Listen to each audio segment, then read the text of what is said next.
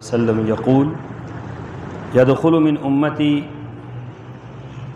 زمرة هم 70,000 تضيء وجوههم إضاءة القمر ليلة البدر إلى آخر الحدیث۔ حضرت ابو ہریرہ رضی اللہ تعالیٰ عنہ بیان فرماتے ہیں کہ رسول اللہ صلی اللہ علیہ وسلم نے ارشاد فرمایا کہ میری امت میں ایک جماعت جنت میں داخل ہوگی جن کی تعداد 70,000 ہوگی اور ان کے چہرے اس طرح روشن ہوں گے جیسے 14ویں رات کا چاند روشن ہوتا ہے۔ حضرت ابو ہریرہ رضی اللہ تعالیٰ عنہ نے فرماتے ہیں کہ محفل کے اندر بیٹھے ہوئے حضرت عکاشہ بن محصن الاسدی رضی اللہ تعالیٰ عنہ اٹھ کر کھڑے ہوئے۔ انہوں نے اپنے اوپر ایک چادر لی ہوئی تھی، دھاری دار چادر تھی، اور اس چادر کو کھینچتے ہوئے انہوں نے کہا اللہ کے رسول صلی اللہ علیہ وسلم اللہ سے دعا کیجئے کہ میں بھی ان لوگوں میں شامل ہو جاؤں۔ تو رسول اللہ صلی اللہ علیہ وسلم نے دعا کی کہ اللہ عکاشہ کو انہی میں شامل کر لے، اور اس کے بعد متصل ایک اور صحابی اٹھ کر کھڑے ہوئے۔ انہوں نے کہا اللہ کے رسول صلی اللہ علیہ وسلم میرے لیے بھی دعا کیجئے کہ میں بھی ان میں شامل ہو جاؤں۔ تو آپ علیہ الصلوۃ والسلام نے فرمایا عکاشہ تم پر سبقت لے گیا۔ یہ حدیث مبارکہ بخاری اور مسلم کی روایت ہے۔ اس حدیث مبارکہ میں کئی باتوں کا پتہ چلتا ہے۔ پہلی بات، اللہ تعالیٰ نے اس امت کو کچھ اعزازات دیے ہیں، ان میں سے ایک اعزاز یہ ہے کہ اس امت کے 70,000 افراد بغیر حساب و کتاب کے اللہ تعالیٰ ان کو جنت میں داخل فرمائے، اور یہ جنتیوں میں سب سے پہلا گروہ ہوگا جو جنت میں داخل ہوگا۔ اور آپ علیہ الصلوۃ والسلام کی ایک اور حدیث میں آپ نے فرمایا کہ یہ 70,000 افراد آگے پیچھے ہو کے داخل نہیں ہوں گے۔ جس طرح اگر کوئی مسجد کے اندر داخل ہوتے ہیں تو اگر 100 افراد ہیں تو وہ آگے پیچھے ہو کر داخل ہوتے ہیں، ایک آگے جا رہا ہے ایک اس کے پیچھے، ایسا نہیں ہوگا۔ یہ 70,000 افراد ہاتھوں میں ہاتھ ڈال کر بیک وقت ایک ہی وقت میں جنت میں داخل ہوں۔ تو آپ اس سے جنت کے دروازوں کا، اس کی چوڑائی کا حساب لگا سکتے ہیں کہ جنت کے دروازے کتنے بڑے ہیں کہ 70,000 افراد باہوں میں باہیں دے کر ہاتھوں میں ہاتھ رکھ کر جنت کے اندر داخل ہو رہے ہیں۔ یہ اعزاز اللہ نے اس امت کو دینا ہے۔ دوسری بات فرمایا کہ وہ جو جنت میں داخل ہوں گے ان کا اعزاز ایک یہ بھی ہوگا کہ ان کے چہرے چمک رہے ہوں گے۔ اب اس کی مثال ہمارے سمجھنے کے لیے کیا دی گئی؟ ہمارے سمجھنے کے لیے اس کی مثال یہ دی گئی کہ جس طرح 14ویں رات کا چاند چمک رہا ہوتا ہے، اندھیری رات میں 14ویں رات کی چاند کی چمک اور دمک اور خوبصورتی دیدنی ہوتی ہے، فرمایا اس طریقے سے ان کے چہرے چمک رہے ہوں گے، روشن چہرے ہوں گے، خوبصورت چہرے۔ اور قرآن پاک کے الفاظ بھی یہی ہیں، یوم تبیض وجوہ، اس دن بعض لوگوں کے چہرے روشن ہوں، اتنے روشن چہرے اور اتنے خوبصورت چہرے کہ دیکھنے والی آنکھیں خیرہ ہو جائیں گی اور دنگ رہ جائیں گے لوگ دیکھنے والے کہ اللہ نے کیسا کمال کا ان کو بنایا۔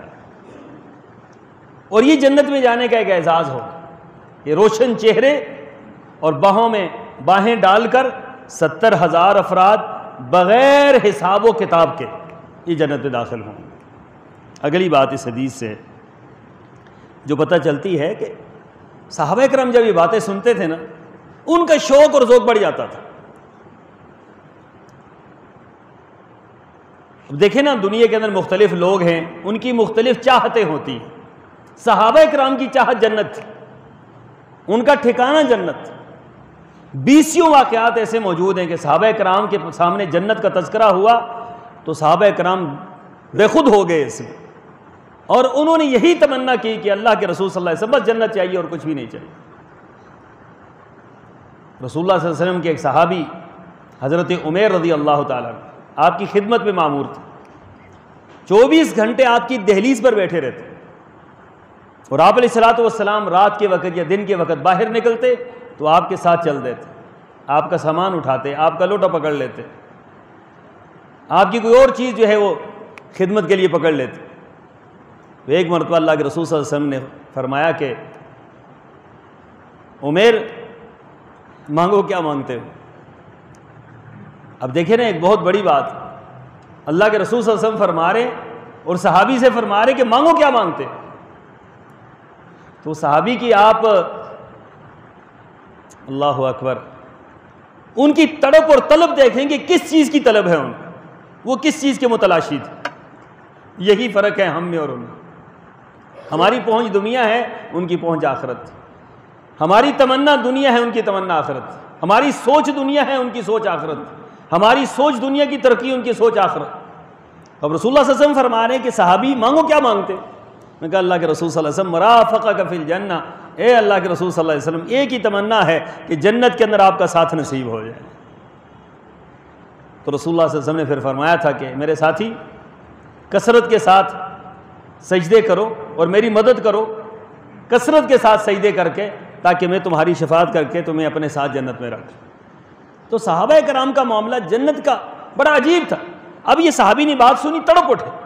حضرت عکاشہ مجلس کے اندر کافی سارے لوگ بیٹھے ہوئے، اب دیکھیں ہر بندہ سبقت نہیں لے کے جاتا، اس لیے ہم کہتے ہیں نا یہ جو پہلی صف ہوتی ہے نا، یہ پہلی صف کا اجر دوسری صف والوں کو کبھی بھی نہیں مل سکتا، یہ ہو ہی نہیں سکتا کہ پہلی صف کا جو دوسری والی لے جائے، یہ کیونکہ یہ سبقت کرنے والے، آگے بڑھنے والے، آگے کھڑے ہونے والے، اس لیے امام کے قریب جتنا ہوگے اتنا زیادہ اجر ملے گا، کیونکہ یہ سبقت۔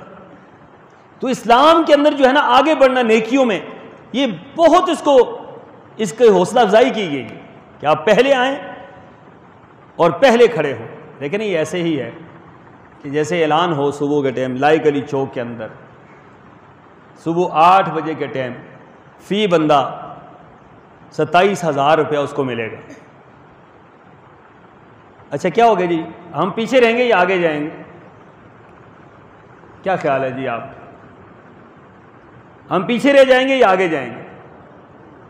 ہر بندہ یہاں قتل و غارت ہو جائے گی، ہر بندہ پہلے نمبر پہ جانے کی کوشش کرے گا کہ میں پہلے، حالانکہ ہو سکتا ہے جو آخر میں جائے اس کو بھی 27,000 مل جائیں، لیکن کیونکہ طلب ہے نا، ایک تڑپ ہے کہ مجھے پہلے ملنے چاہیے، لوگ بھاگ کر جاتے ہیں۔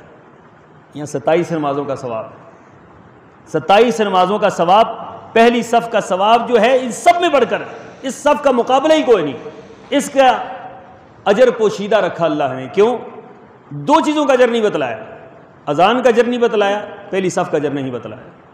یہ فرمایا اگر تمہیں پتہ لگ جائے تو تمہاری آپس میں لڑائیاں ہوں اور قرآن اندازی کر کے تم پہلی صف کو حاصل کرو اور اذان دینے کا معاملہ تم کرو، تمہیں اسی لیے اللہ نے پوشیدہ رکھا ہوا ہے کہ تاکہ تمہاری رغبت بڑھتی رہے، ہو سکتا ہے اسی کے بدلے میں اللہ جنت دے دے۔ تو یہ سبقت ہے، یہ بہت پسندیدہ عمل ہے کہ آپ دین کے معاملے میں آگے بڑھتے ہیں۔ تو اب صحابی نے جنت کا تذکرہ سنا اور اہل جنت میں داخلہ ہونے کا تذکرہ سنا تو فوری اٹھ کر کھڑے ہو گئے اللہ کے رسول، اور کھڑے ہونے کا انداز بھی حدیث کے اندر بیان ہوا کہ انہوں نے چادر اٹھائی ہوئی تھی تو چادر سمیت چادر گر گئی اور چادر کو سنبھال رہے ہیں، اور ساتھ ساتھ اللہ کے رسول سے مخاطب ہیں، اللہ کے رسول میرے لیے دعا کیجئے کہ اللہ مجھے ان میں شامل کر۔ اللہ اکبر، کتنی بڑی چیز مانگی اس صحابی نے، ساری کائنات ایک طرف کر دی جائے، اس صحابی کے جملے کا مقابلہ نہیں ہو سکتا۔ تو رسول اللہ صلی اللہ علیہ وسلم نے کیا فرمایا؟ قربان جائیں آپ علیہ الصلوۃ والسلام نے فرمایا کہ میرے ساتھی تو انہی میں شامل ہے۔